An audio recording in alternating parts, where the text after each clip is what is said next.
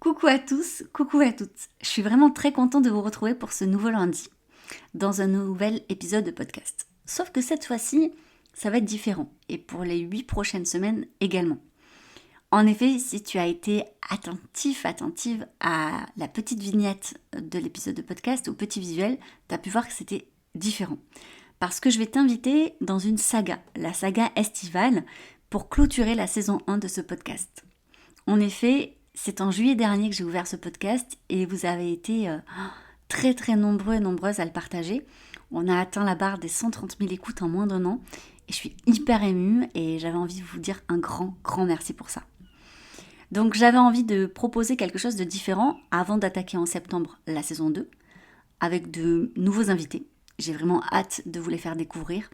Encore des personnes incroyables à vous partager et puis plein de nouveaux sujets, de nouvelles thématiques aussi. Et puis j'avais envie peut-être pour cette période de l'été, au vu de tout ce qui se passe aussi dans l'actualité, dans le monde actuel, de vous proposer quelque chose de plus léger, de positif ou d'énergisant.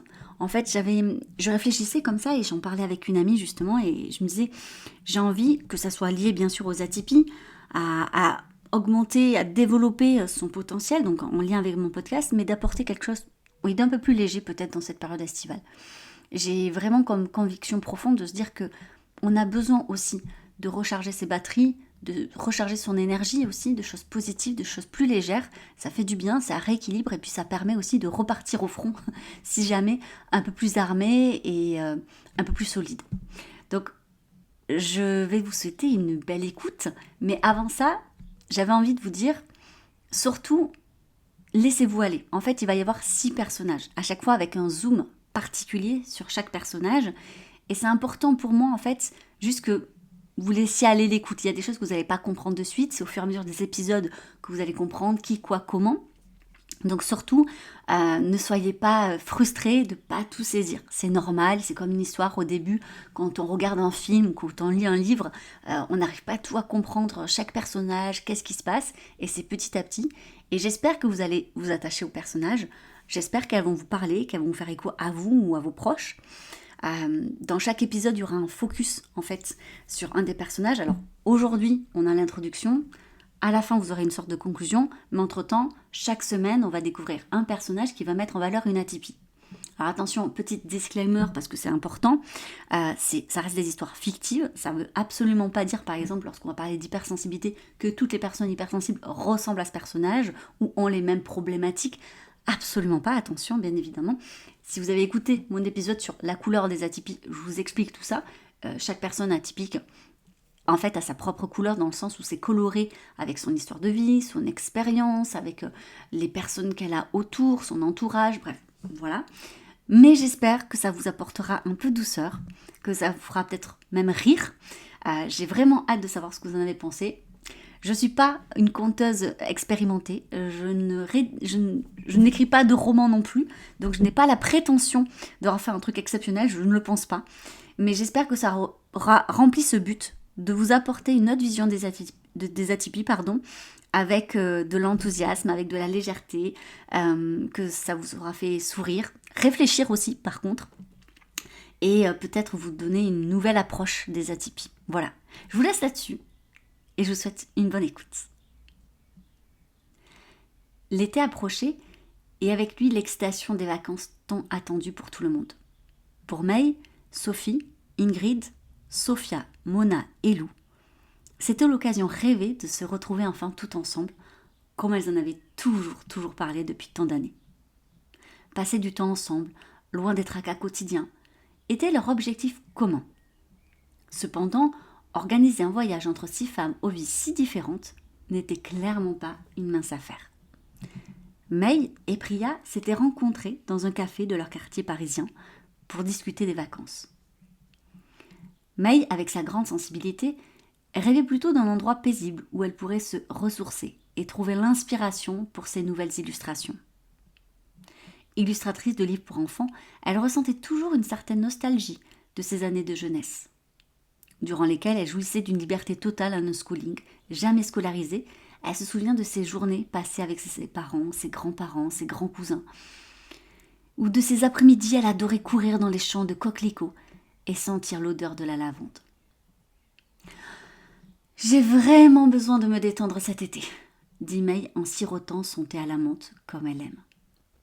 Elle aimait bien jouer avec cette petite paille en carton, même si elle savait qu'elle allait se désagréger assez facilement dans un thé chaud. Elle adorait ça. Tout comme cette petite tranche de citron qui ajoutait une touche d'acidité à ses lèvres. Elle s'en délectait. J'aimerais entendre le son des criquets et sentir l'odeur de la nature, me replonger un peu dans tout ça. Tu vois, un peu comme quand j'étais petite.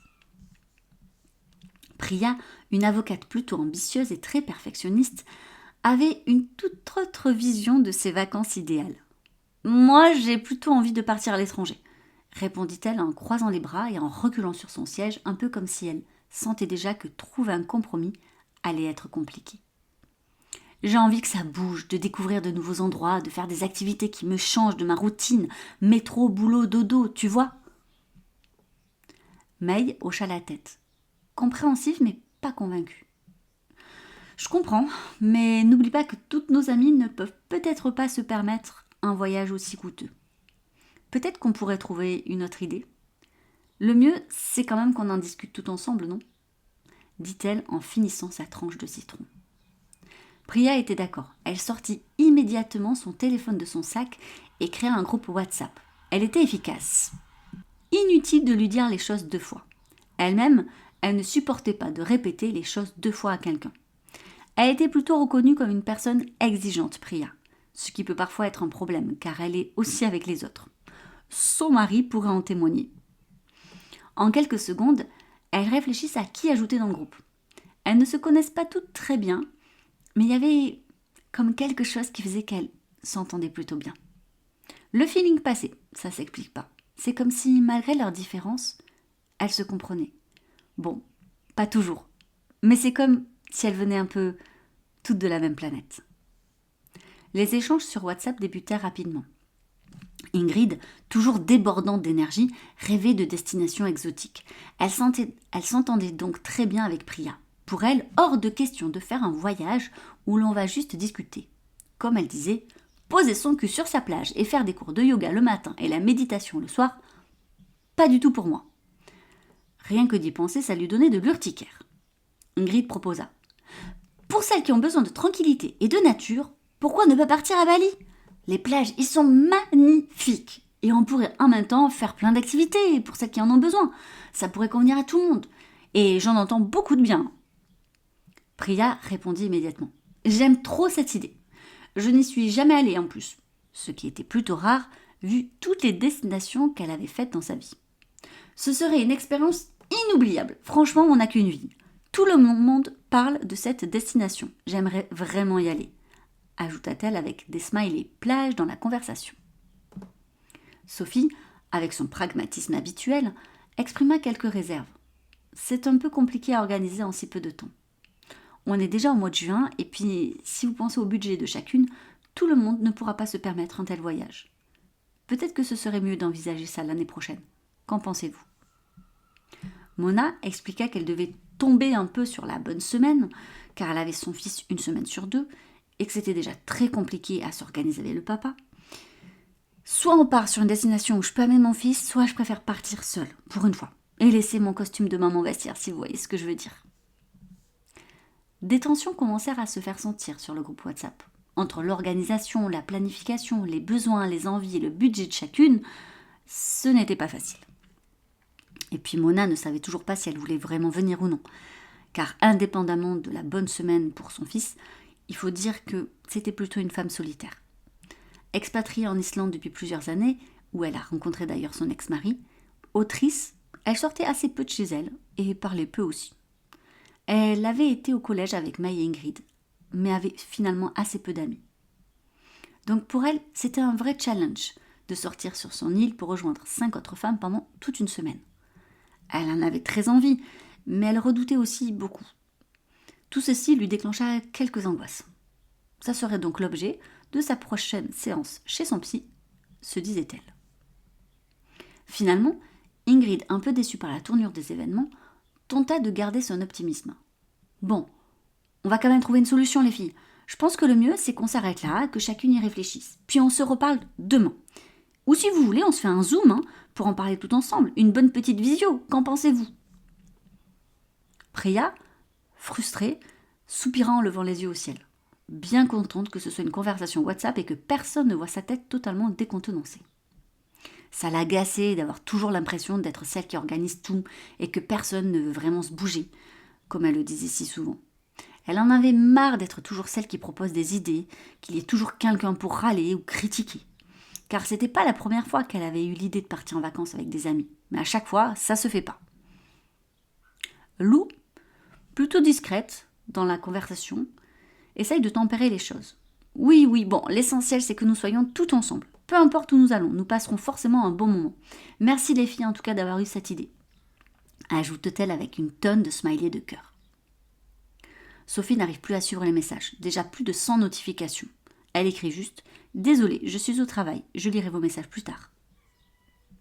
Ingrid, toujours impatiente et inquiète de voir qu'il y a très peu de personnes qui répondent, dit « J'espère qu'on arrivera à se décider rapidement pour que tout le monde ait le temps de lire tous les messages et exprimer ses besoins. » Elle matraqua la conversation avec des tonnes de liens sur les différents voyages à faire entre amis, les destinations les plus vues, les billets d'avion les moins chers.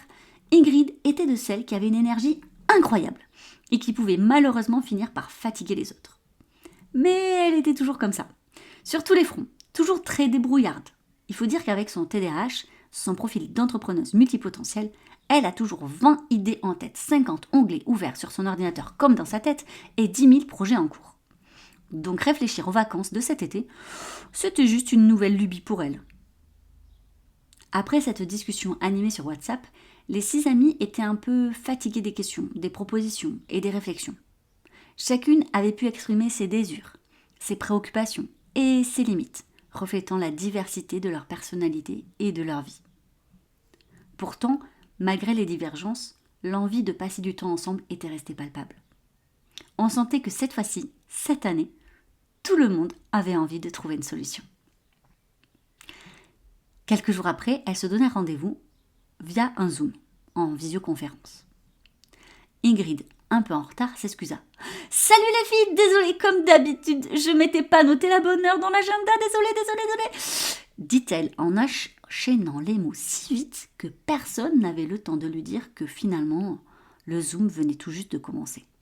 « Ça fait un moment qu'on n'a pas eu l'occasion de discuter tout ensemble, comment ça va ?»« Salut Ingrid !» répondit Maï. « Ça va plutôt bien de mon côté, merci. J'ai passé la matinée à dessiner dans mon jardin, c'était super relaxant. » « Bonjour tout le monde. Désolée, j'ai pas beaucoup de temps. J'ai un dossier urgent à finaliser pour demain matin. » Comme à son habitude, Priya faisait toujours plusieurs choses à la fois. Personne ne lui en tenait rigueur, elles en avaient toute l'habitude. « Coucou par ici. Je suis très contrariée. J'ai perdu mon chargeur, mais sinon ça va, merci. Bref, j'espère que tout le monde va bien, » dit Sophie avec un air un peu renfrogné. « Coucou, ça va super, merci. J'ai passé la matinée à m'occuper de mes enfants, comme d'habitude, » dit Lou avec un enfant dans les bras et les 4 autres courant derrière elle, dans un gros vacarme. « Salut les filles, je vais bien, merci. Je me suis mise à écrire un nouveau chapitre de mon prochain roman. C'était plutôt inspirant, » explique Mona. Ingrid enchaîne et coupe la parole. « Ah, génial! Oh, ça fait du bien de savoir que tout le monde va bien! Au fait, Lou, j'adore ta nouvelle coupe de cheveux, mais ça te va super bien! » Oh, merci Ingrid, c'est gentil de ta part. J'ai enfin pris du temps pour moi. Ah, je suis contente. Hein. Ouf, le coiffeur, ça faisait longtemps qu'il m'avait pas vue, répond Lou en rigolant. Excusez-moi de couper court à cette conversation, dit Priya, sentant que la conversation va vite déraper. Mais on est là pour discuter des vacances. Non, on n'a pas beaucoup de temps et je préfère vraiment qu'on se concentre sur l'essentiel. Elle tente de faire un petit sourire pour donner un peu de douceur à son message directif. D'autant que la voix de Priya a toujours été un petit peu grave. Ce qui lui donne d'ailleurs un air encore plus strict. Sophie prend le relais. Priya a raison. On devrait peut-être se concentrer sur les options de destination pour cet été. Avez-vous toutes des idées ? Oui, c'est vrai, désolée.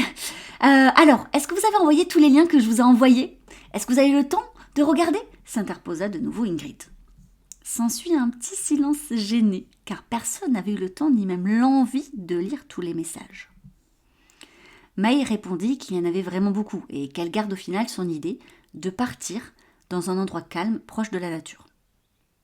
Peut-être une petite maison près de la mer, où on pourrait se détendre et profiter du soleil, suggéra-t-elle. Je suis d'accord, l'important c'est qu'on soit tout ensemble, peu importe où on ira. Et puis moi avec mes 5 enfants, les filles, je vous avoue que ça me stresse de partir loin. Le papa gère super bien, mais s'il y a un problème, je préfère me dire qu'en quelques heures je peux rentrer, expliqua Lou. Priya n'était pas très motivée par l'idée, mais elle avait vite compris que ses rêves étaient un budget trop conséquent pour ses amis et que ça serait compliqué. Elle demanda juste à que ça soit possible d'avoir une connexion Internet, car elle se dit qu'au pire, elle travaillera sur son ordinateur si elle s'ennuie. Ingrid proposa de noter ce que chacune souhaitait comme destination et de voir si quelque chose en ressort. May réinsista sur son besoin de connexion avec la nature et de moments de tranquillité. Elle se demandait comment concilier ses besoins avec ceux des autres. Elle savait qu'elle aurait besoin d'un endroit où elle pourrait se ressourcer, mais elle était prête à faire des compromis pour le bien du groupe. Priya, habituée à planifier et à organiser chaque détail de sa vie, se sentait frustrée par l'incertitude et l'indécision du groupe. Elle avait du mal à accepter que tout ne puisse pas être contrôlé et planifié à l'avance. Mais comme elle devait se rendre au tribunal pour son travail, elle expliqua qu'elle laisserait prendre la décision et qu'elle s'y adaptera. Et puis, pour une fois, ce ne sera pas elle qui organisera tout, se disait-elle. Sophie, plongée dans son travail et sa logique cartésienne, se sentait un petit peu dépassée par la quantité d'échanges. Elle avait du mal à suivre et à exprimer donc ses propres besoins. Puis elle était obnubilée par la recherche de son chargeur. Elle qui range toujours tout, ça la rendait folle de l'avoir égaré. Ingrid, toujours pleine d'énergie et d'enthousiasme, tentait de maintenir l'optimisme et la motivation du groupe malgré les obstacles. Elle était convaincue qu'elle trouverait toute une solution qui conviendrait. Mona, plus réservée et solitaire, se sentait partagée entre l'envie de rejoindre ses amis et l'anxiété qui montait en elle, rien qu'à l'idée de sortir de cette zone de confort, de son petit cocon, loin de ses livres en plus. Elle savait que ce serait un défi pour elle, mais elle voulait aussi le relever au nom de l'amitié. Lou, toujours attentive aux émotions des autres, essayait de calmer les tensions et de ramener le groupe vers l'essentiel, être ensemble. Elle savait que peu importe où elle irait, elles allaient créer des souvenirs précieux tout ensemble. Finalement, après une journée de réflexion et de discussion, une idée émergea. Partir tout ensemble à la mer tout simplement. C'était une solution simple, facile à organiser et qui convenait à toutes. L'important, c'était donc d'être ensemble, de partager des moments de complicité et de rire, loin du stress et des contraintes de la vie quotidienne. Les amis se mirent alors à planifier leur escapade estivale, échangeant des idées sur les activités à faire, les endroits à visiter et les souvenirs à créer. Malgré les différences et les désaccords, elles étaient unies par l'amitié et la volonté de passer du bon temps ensemble. Et c'est ainsi que commença l'aventure estivale de ces 6 femmes neuroatypiques, chacune apportant sa touche personnelle à cette semaine de vacances bien méritée. La semaine prochaine, dans l'épisode 2, nous parlerons donc de leur arrivée en vacances et on aura un épisode plus focus sur Maï. Et oui, ça s'arrête là pour ce premier épisode. Alors j'espère que ça t'a plu, j'espère que ça t'a donné envie d'écouter le prochain épisode. Donc c'était un petit épisode d'introduction. Je ne sais pas si tu t'es reconnu dans un ou plusieurs profils. Alors là c'est un petit peu difficile parce que elles sont toutes les 6, elles discutent donc ça part un peu dans tous les sens. Mais je t'invite sinon à répondre à un questionnaire. En effet, j'ai créé pour l'occasion un questionnaire que tu retrouveras là, en barre d'infos, qu'importe où tu écoutes cet épisode de podcast. Tu t'inscris, c'est une newsletter spéciale en fait saga estivale où je t'envoie dans un premier mail un questionnaire pour savoir finalement quel profil te correspond le plus. Et ensuite, ce que je vais te proposer, c'est un focus sur les neuroatypies de semaine en semaine, ce qui va te permettre en fait d'aller plus en profondeur sur l'épisode. Parce que comme tu vois, en fait, je te raconte une histoire et j'ai pas envie à chaque fois en fait de développer quelque chose, puis beaucoup peut-être ça les intéresse pas. Et donc par exemple la semaine prochaine on va parler d'hypersensibilité. Donc si tu t'abonnes à la newsletter, tu auras beaucoup d'informations sur l'hypersensibilité. Donc il y aura à chaque fois en fait dans la newsletter un approfondissement de certaines atypies d'un point de vue théorique et scientifique pour les personnes que ça intéresse. et notamment le questionnaire. J'ai vraiment hâte de savoir en fait quel profil vous correspond, peut-être plusieurs profils. Je ne sais pas si vous allez reconnaître aussi certaines amies, proches ou bien membres de votre famille dans ces profils-là. N'hésitez pas à me taguer sur les réseaux sociaux pour me dire quel profil vous êtes tout au long de l'été. Je suis hyper curieuse de savoir en fait. Moi je m'y retrouve un peu dans tout ce profil. Voilà. J'espère que encore une fois que ça vous a plu. N'hésitez pas à me faire un retour et puis je vous dis à la semaine prochaine pour l'épisode 2.